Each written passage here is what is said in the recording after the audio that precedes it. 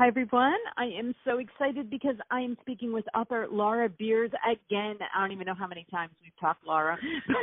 We're talking about her newest book called The Baron's Daughter. Came out this week, so it's available on Amazon, and I am so happy I got to read this book. Of course, you know that I love your books, so, it's not a hard You are definitely biased, so thank you so much. It's not hard for me. And I have to tell you, like, the highest compliment I can give you is I was waiting. What was I waiting for? I don't know. I was waiting for, like, dinner or something last night, and I was reading your book, and then I looked at the time, and I was like, oh, I, like, read right past, like, the time I was supposed to be making dinner. My son's like, where's dinner? I'm like, I got involved. I was a little involved in the book, okay? Just relax. My poor kids, I've had them burn track stuff. of time, right? Isn't that the biggest compliment? Yes, it is. Thank you. I appreciate that. That's fun to hear. I always think that. I always think it's the best compliment when a reader gets so lost that they forget what they're supposed to be doing. So I love it too now that people have read it, and I don't want to give it away, but there's a couple characters that one that was introduced before and one that was introduced. I've had people going, please say that these two will end up together later. And I'm like, yeah, there are. So I've had tons of people, which they do in book 8. So, but I can't tell you who they are. Sorry, that will ruin the surprise. Well, you know what? And I was so happy that I knew I was going to get to talk to you this week because another author and I were getting into a conversation about the difference between historical fiction and historical romance. And I was like, you know what? I get to talk to Laura this week. She will tell me the difference between the two of them. So, because there's a different genre for that. Yes. What is it? So it's interesting because the way I've always perceived it is historical fiction is when you write and you tend to have historical fiction doesn't necessarily have to have a happy ending because it is more based upon real life. It's based upon more fact. But historical romance is kind of when you have more lead to kind of stray away from the truth and historical fiction, like historical facts. And you can kind of make your own little, you can put like historical fiction, you can put a romance in it, but it still has to, you kind of have to follow some of the rules of the timeline. Like if you use someone specific during that was in that time in like 1813 or whatever, you're now into their timeline and you have to at least be somewhat historically accurate or the readers will tell you and say, so-and-so did not have one example I can share is there was Elizabeth Billingsley, who was a famous singer, and in 1813, and she went into retirement, and she didn't perform again until 1814. Well, I thought, I'm just going to have her do a special performance in 1812, just for, that. And my editor said, no, that's not historically accurate. So there's kind of like a fine line on that one. But they're very similar too. Right. And I was thinking, because when I was thinking about this, I was like, well, yeah, I mean, your books are like heavily romance. So I was like, maybe with historical fiction, they're telling a story and it doesn't really have to involve romance, I guess. Right? That's true. That's true. And it doesn't necessarily, like you said, and it's very historically accurate. Mine is I do a lot of history, a lot of research on mine. But there was not a plot, the King of France, I should say, never came over to England after he left to go rule the Bourbon king. After he left England to go restore it after Napoleon was defeated, he never came back to England again. So that is an example of historical romance because historical fiction would never have done that. So it's kind of more of a license. Because I know you do your research. We've talked before, and I know that you do. You love history, and you do. I love history. Right. I love it. And this is it's kind of I should say historical romance is kind of like the what if this happened. Whereas historical fiction, you kind of still have to follow the timeline a little more. And people, when they hear historical fiction, they expect it to be more historically accurate. Very. According to, okay, all right. Well, that's really good. So everybody is looking at this cover, okay, and I couldn't have been happier. I mean, I love all your covers. I really do. But I kept looking at, because I'm on digital when I'm reading this, and so I had it pulled up on my computer just to keep looking at her because I loved her so much that I just perfect. Like, I'm like, I got to look at her face again. I got to look at her face again. when I found her, because I'm super annoying, and I like to be more involved in my cover art. Yeah. And when I found her, I said, she is Josette. That's Josette. So right. I was super pleased by that. Oh yeah, and I just love them so much. That's why I get so involved. It's because it's the romantic part of me. It just hits all those buttons. This story is just so good. And we start off. You start off in England in 1814, and we have the other main character, Lord Morgan Easton, and he's meeting with Charles Beckett, who we know. Yes. We already know and love him, and But I also love that Eliza's there at the scene. Yes. Because I love when you bring in the other characters, and to me, it's like she's the original. But yes. wow, like Josette is so good. Like she is, and that's, I guess I don't know. They become, I don't want to say like my children, but these characters I absolutely love. And I'm writing the next book, which is Emma's story. So, which is David Pearson's. I'm not sure if you remember him. Was the one that was the guard to protect. So this is his sister's story with Simeon. So with Martha's original fiance. I'm not sure if you recall that in that Deceptive Bargain. They're gonna. He's a Bow Street runner, or a Bow Street runner, excuse me. But anyways, so I'm writing their story, and I realized I have not mentioned poor Hannah in most of these books. Poor Hannah, and I felt so bad about poor Hannah, and of course she's fictional, so I shouldn't feel too bad for her. But you know what you should do, Laura? You should do a little timeline, like a little, so we remember, because we're on book 6 now. So we're deep into this. And it's interesting because like book 7 that I'm writing, Eliza once again is involved. Josette and Lord Morgan are actively involved. Oh, good. And then of course Rachel and Luke, because they're their guardians. Right. So, and of course Jonathan, you have to have Jonathan in there. Yeah. So it's kind of, they're all mingled, but in this one I do mention that Hannah had twins. So, okay. So she is mentioned, but yeah, I should probably write all the different characters, but I grow to love them too. But don't worry, Eliza will be in every single book because it's Eliza and Benedict. Right. Like she just has to be in, she has to have a say in what's going on.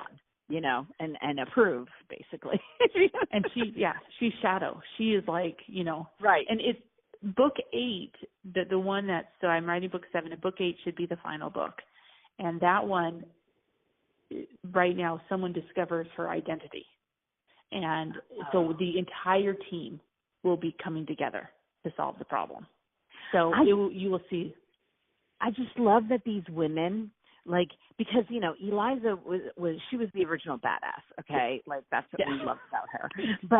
But every one of these women turn out to be pretty badass themselves. Like, I wasn't expecting Josette to be, who she, would. I think she shocked everybody. Like, I feel like, Lord Morgan was shocked. Like, I feel like she just shocked everybody because she was so quiet and so, I don't know.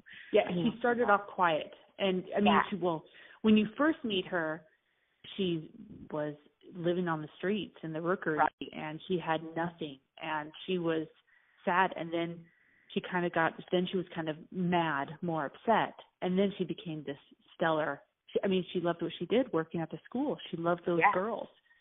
Yes.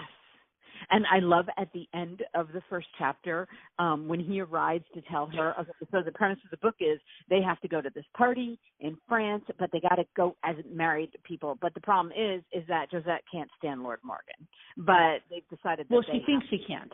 She thinks she can't. She thinks she hates him. Yeah, that's right. She wants to hate him. And then he shows up and she was like, what are you doing here? And like she does everything to try to kick him out and it doesn't succeed and she ends up going. He does, even when she mistakes him for wanting to be her, or him wanting to be her mistress. Her wanting to be his mistress. Yeah. Even when she makes that mistake, she still goes along. But,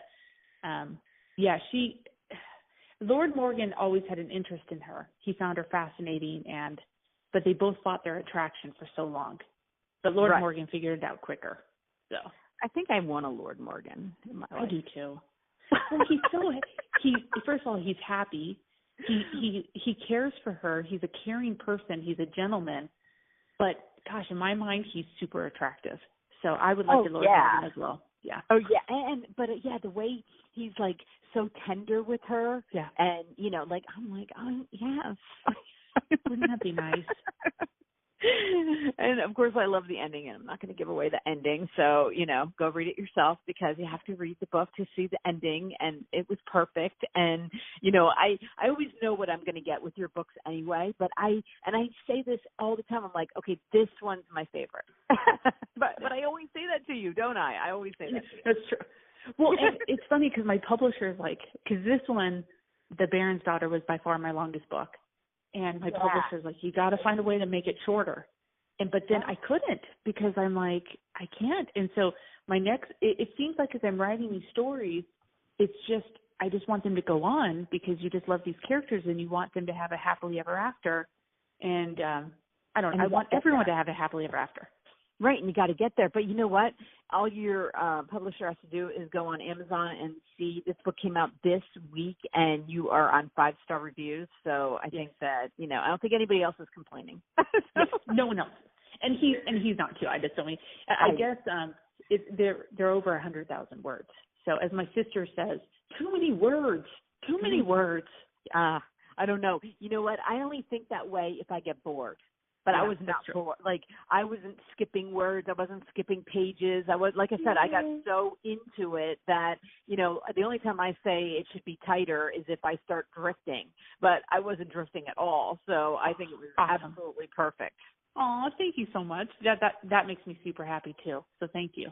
Well, I always like the opportunity to tell you too. But I went on, just going on your Amazon, like, I'm so happy for you, because I feel like I was there at the beginning of this, and like to see that it's like growing, your audience is growing, people are loving these, and I'm like, oh my gosh, it's like you have such a career ahead of you. It makes me so happy, and it's so inspiring for us moms, and that you can go do this. It doesn't matter. You don't have to be 20. You can just do it and go out there and start writing, and, it's possible, right? Especially someone like me who, I don't want to say English is a second language, because it's not, but I majored in construction management. And so I had very much a business writing background.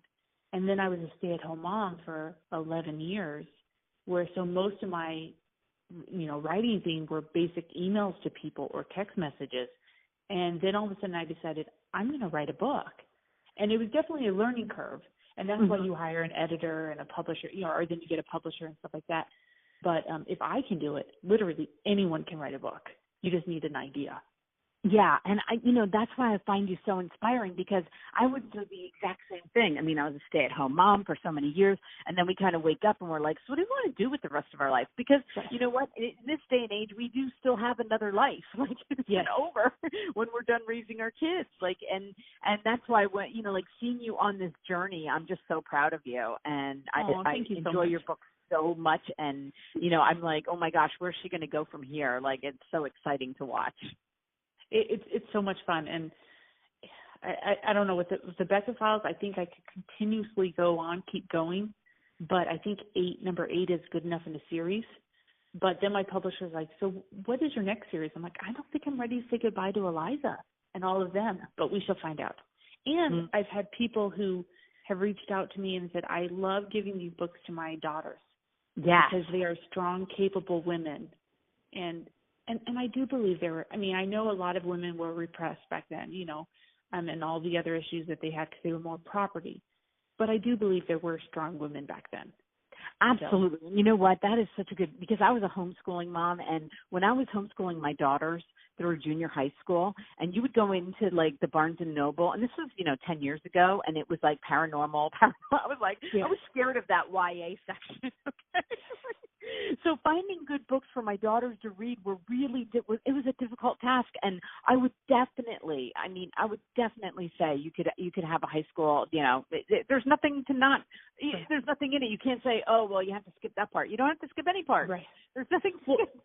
And that's why I put my name on it, because I'm not embarrassed. I can hand it to anyone, whether it's at church or at my kid's elementary school, and I know not a kid, a teacher at my kid's elementary school, and just hand it to them and say it's clean, because everyone kind of blushes when there's a certain type of seams. So. Oh my gosh.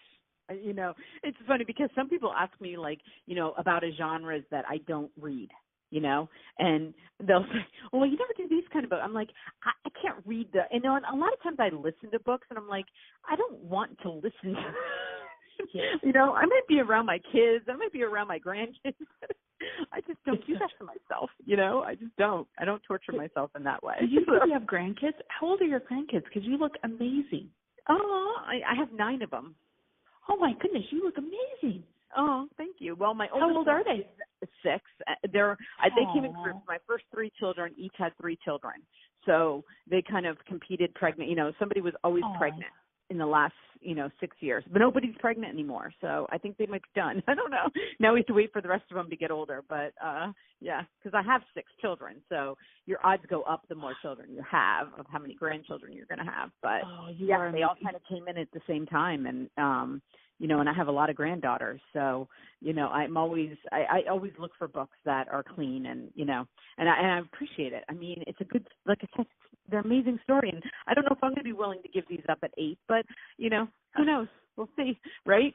You know what the fun thing is too, everybody, just for everybody out there, this one author in Canada told me this, and your books are perfect. It's like, how people like binge watch Netflix, like with a series. When you're done, like they can binge read your series. That's true. And that's and I was like, oh, that's right. You can't so if you don't like waiting in between books, but you write them pretty quick, so I don't know. But if you don't like waiting, I mean, wait till the last one, and then just get them all, and then binge read them. I do. I was actually surprised. I read them quick, and my publisher gets them out quick. But this one, because my older son, he's being quite difficult. I haven't been able to write book 7 as fast as my other ones. And I'm also putting out other Pinkerton ones from other series that I'm working with other authors. And so I'm not writing the Regency as fast. But if everything goes well, the 7th book, The Unfortunate Debutante is what is called, will be coming out in September. Awesome. We'll be talking again. So yes, and I love talking to you. Oh, thank you. And it's not just because you tell me you love my books. I also like to talk to you because you're super nice. Well, everyone, I'm going to have all of Laura's links. I'm going to have the Amazon link because you can get it on Kindle, and you can also get this one on paperback. They're all out right now. We just have to wait for the next ones, and I can't wait to talk again. I can't wait to read the next one. Oh, thank you so much. Okay, well, have a great day. You too. Thank you. Yep, bye-bye.